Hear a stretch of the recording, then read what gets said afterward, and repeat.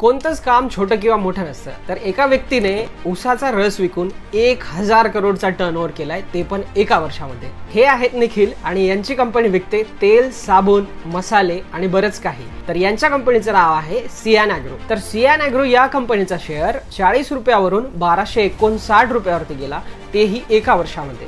तब्बल 3000% गेन. तर चला पाहूयात या मागचे रहस्य काय. तर 2023ला यांचा रेव्हेन्यू होता 290 करोड आणि 2024 मध्ये यांचा रेव्हेन्यू खाली घसरून 171 करोड एवढा झाला. तर निखिल यांनी पाहिलं की बाबा आपल्या रेव्हेन्यू मध्ये एक डिक्लाइन येतोय आणि प्रॉफिट मध्ये पण एक घसरण पाहायला मिळते. तर यानंतर त्यांनी असा विचार केला की आपण ऊसाच्या रसापासून इथेनॉल बनवून पेट्रोल मध्ये मिक्स करून हायेस्ट मार्जिन कमवू शकतो. तर कोइन्सिडेन्सची ही गोष्ट आहे की यांचे वडील म्हणजेच भारताचे केंद्रीय परिवहन मंत्री आदरणीय गडकरीजी यांनी एक मॅन्डेट काढला की पेट्रोलमध्ये 20% इथेनॉल मिक्स करणे कंपल्सरी आहे. म्हणजेच E20 त्यांनी मॅन्डेटरी केले. तर लगेच 2025 मार्चला यांचा रेव्हेन्यू 171 करोड वरून 1029 करोड एवढा झाला. तर सर्व सोशल मीडियावरती E20 आणि मिस्टर निखिल गडकरी यांना सध्या ट्रोल करत आहे. तुम्हाला याबद्दल काय वाटतंय कमेंट मध्ये नक्की सांगा.